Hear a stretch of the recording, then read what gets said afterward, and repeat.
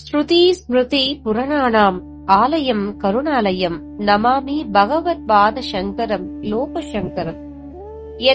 எத்தனையோ மகான்கள் இந்த பாரதத்துல பிறந்திருக்காங்க. அவங்களை தெய்வத்துக்கு சமமா வணங்கவும் செய்றாங்க. ஆனா வாழும் காலத்திலேயே நடமாடும் தெய்வம்னு சொல்லப்பட்ட போற்றப்பட்ட கடவுளுக்கு சமமாக கருதப்பட்டவர் மகா பெரியவாதா. அவர் சந்திரமௌலீஸ்வரருக்கும் காமாட்சிக்கும் பூஜை செய்யறது தெய்வமே தெய்வத்துக்கு பூஜை செய்யற மாதிரி இருக்கு. பக்தி மனம் கமழ பரமாச்சாரியார் செய்யற ஆராதனையை பார்த்து ஆனந்த கண்ணீர் விடாதவங்க இல்லைன்னே சொல்லிடலாம். அந்த மகான் தான் ஆராதனைகள் செய்யறப்ப மட்டுமல்லாமல் தெய்வத்துக்கு யாரெல்லாம் பூஜை புனஸ்காரங்கள் செய்யறாங்களோ அவங்க எல்லோருமே ஸ்ரத்தையாகவும் பழமையான வழிபாட்டு முறைகளை கொஞ்சமும் மாற்றாமலும் செய்யணுங்கிறதுல உறுதியா இருந்தார். அதுவும் புராண பெருமையுடைய புராதன கோயில்கள்ல உரிய ஆகம முறைகளில் கொஞ்சம் கூட மாற்றம் செய்யக்கூடாதுங்கிறது தான் மகா பெரியவாளோட கட்டளை. காஞ்சி மடத்தோட ரொம்பவும் நெருங்கின தொடர்பு உடையவர் ஸ்தானிகம் காமக்கோடி சாஸ்திரிகள். அவர் மகன் ஸ்தானிகம் சுரேஷ் சாஸ்திரிகள் சொன்ன அற்புதமான சம்பவம் ஒண்ணு. பூஜை எப்படி பண்ணணும்னு மகா பெரியவா சொல்லி இருக்கிறாங்கிறதை எல்லோரும் தெரிஞ்சுக்க உதவக்கூடியது. ஸ்தானிகம் காமக்கோடி சாஸ்திரிகளோட அப்பா ஸ்தானிகம் வெங்கடராம சாஸ்திரிகள். அவர் தன்னோட மகன் ஸ்ரீவித்யா ஆராதனையை முழுமையா கத்துக்கணும்னு ஆசைப்பட்டார். அதனால நெடிமுடி சுப்பிரமணிய சாஸ்திரிகள் கிட்ட சேர்ந்து கத்துக்க சொன்னார். குகநந்த மண்டலியை ஸ்தாபிதம் செய்தவர் சுப்பிரமணிய சாஸ்திரிகள். அவரை சுருக்கமா சார்னு தான் கூப்பிடுவாங்க. இன்றைக்கும் அவர் எழுதிய ஸ்ரீவித்யா பாஷ்யம்தான் ஸ்ரீவித்யா பூஜைக்கான முழுமையான வழிகாட்டி நூலாக இருக்கு. காமக்கோடி சாஸ்திரிகள் தன்கிட்டே ஸ்ரீவித்யா பூஜை முறைகளை முழுமையா கத்துக்கொண்ட பிறகு சுப்பிரமணிய சாஸ்திரிகள் ஒரு கடிதம் எழுதி கொடுத்து இதை மகா பெரியவா கிட்ட காட்டணும்னு சொன்னார். அந்த கடிதத்தை எடுத்துக்கிட்டு காமக்கோடி சாஸ்திரிகளை பரமாச்சாரியால் கிட்ட கூட்டிக் கொண்டு போனார் அவர் அப்பா. அந்த சமயம் ராமநாதபுரத்துல இளையத்தாங்குடியில் தங்கியிருந்தார் மகா பெரியவா. கடிதத்தை படிச்சுட்டு காமக்கோடி சாஸ்திரிகளை ஒரு நிமிஷம் உற்று பார்த்த பெரியவா, ஒரு நல்ல நாள்ல காமாட்சி அம்மனுக்கு பூஜை பண்ண ஆரம்பிச்சுடு அப்படின்னு சொல்லி ஆசீர்வதிச்சார். அப்படியே தொடங்கி காமாட்சி அம்மனுக்கு தினமும் சகஸ்ரநாம அர்ச்சனை செய்ய ஆரம்பிச்சார் காமக்கோடி சாஸ்திரிகள். பெரியவா காஞ்சிபுரத்துல இருக்கிற நாட்கள்ல அம்பாலோட பூஜை பிரசாதத்தை எடுத்து கொண்டு போய் அவருக்கு தருவாங்க.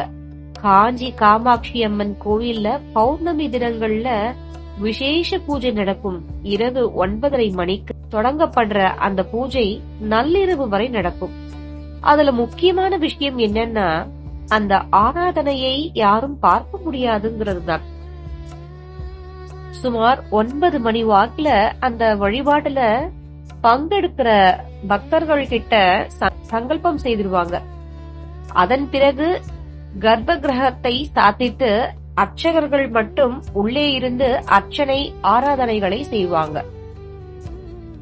காமக்கோடி சாஸ்திரிகள் அம்மனை ஆராதிக்க ஆரம்பிச்ச பிறகு ஒரு பௌர்ணமி பூஜைக்கு வந்தார். ஆச்சாரியார் பக்தர் கிட்ட சங்கல்பம் எல்லாம் முடிஞ்சதும் பூஜை பண்றதுக்காக கருவறையை சாத்தினாங்க. பரமாச்சாரியார் மூலஸ்தானத்துக்கு உள்ளேயே ஒரு மனையில அமர்ந்து எல்லா ஆராதனைகளையும் முழுமையா பார்த்தார். பூஜைகள் முடிஞ்சதும் பிரசாதம் வாங்கி கொண்டு புறப்பட்ட பெரியவா காமக்கோடி சாஸ்திரிகள் கிட்ட நாளைக்கு கொஞ்சம் மடத்துக்கு வந்துட்டு போன்னு சொல்லிட்டு போனார். மறுநாள் மடத்துக்கு போனார் சாஸ்திரி.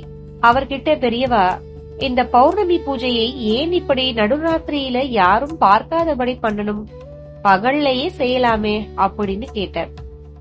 அதுக்கு காமக்கோடி சாஸ்திரிகள், பெரியவா, உங்களுக்கு தெரியாததில்லை, வேத புராண முறைப்படி நடக்கிற நவவரண பூஜை இது.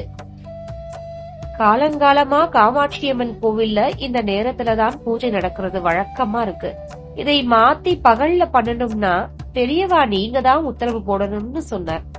புன்னகை செஞ்ச பெரியவா, அப்படியெல்லாம் செய்யக்கூடாது, பூஜை முறைகள்ல சாஸ்திர சம்பிரதாயத்தை எதுக்காகவும் மாத்தக்கூடாதுன்னு சொல்லிட்டு இன்னொரு கேள்வியை கேட்டார்.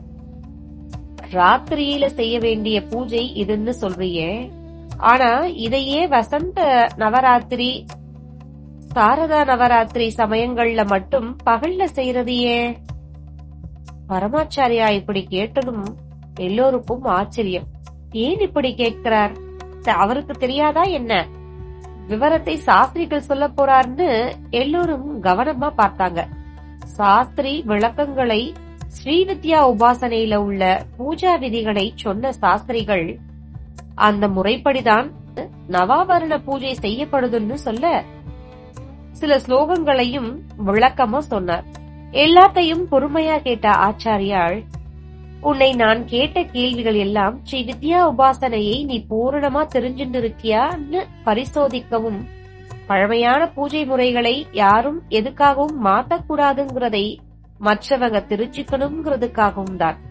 அத்தோட நீ என்னை பார்க்க வந்தப்ப ஒரு கடிதம் எடுத்துட்டு வந்தியே, அதுல உனக்கு பரீட்சை வச்சு பார்க்கும்படி எழுதியிருந்தார் உன் குருநாதர். அதுக்காகத்தான் இப்படி கேள்வி கேட்டேன். அம்பாளுக்கு உரிய ஆராதனையை நீ முழுமையா கத்துன்னு இருக்க, உன் குருநாதர் கிட்டேயும் சொல்லிடுன்னு சொல்லி காமக்கோடி சாஸ்திரிகளை ஆசீர்வதித்தார். அத்தோடு ஒரு விக்கிரகம் பூஜா விக்கிரகமா பிரதிஷ்டை செய்யப்பட்ட பிறகு அதுக்கு பூஜை செய்யறவர் எந்த காரணத்தாலும் வழிபாட்டு முறைகளையோ பூஜை நேரத்தையோ மாற்றவே கூடாது. மாற்றம் இல்லாம தொடர்ந்து செய்யற போது அந்த விக்கிரகத்துல தெய்வ சாநித்தியம் நிறைஞ்சு, அதுக்கப்புறம் அந்த விக்கிரகத்தை பூஜிக்கிறவர் வணங்குற பக்தர்கள்னு எல்லோருக்குமே அந்த தெய்வீக சக்தி பலன் தர ஆரம்பிச்சிடும். அந்த விக்கிரகம் இருக்கிற தலம் சுபிட்சம் நிறைஞ்சதா மாறிடும். அப்படிங்கிற முக்கியமான விஷயத்தையும் எல்லோருக்கும் சொன்னார் ஆச்சாரியார்.